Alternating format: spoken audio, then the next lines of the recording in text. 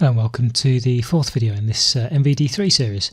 So carrying on from where we left off in the last video with our nicely coloured bars, green and red, green for positive and red for negative.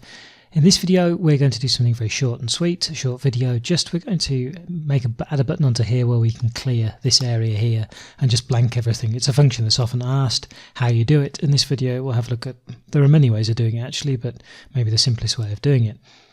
So just going quickly back into the code, there is one thing I'm going to do, and this in functions.js on line 12 here, I'm going to remove this console.log color array because it's irritating me when I see the log on the screen in the console of what's going on, that I always see this array printed out. So that's there without the log.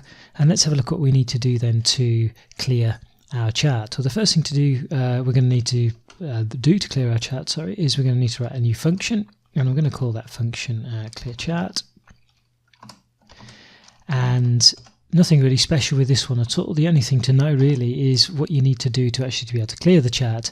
And it's in fact very, very simple. Our SVG element, which is our chart, we can select this using D3 exactly as we did using for our draw chart. We can use d3.select to get our SVG element, and then for SVG we just then have to select everything inside our SVG element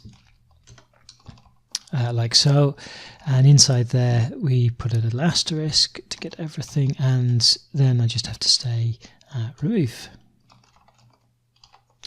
And that's all we need to do. So using D3 we select everything inside our SVG and then we've removed it all. So that has the effect of clearing our chart.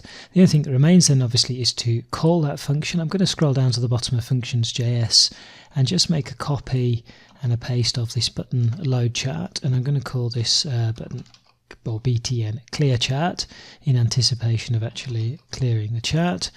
Here now we'll be calling our clear chart function, and all I need to do then inside index.html is add on another button next to the one that I already have. I'll call it clear chart like so, and button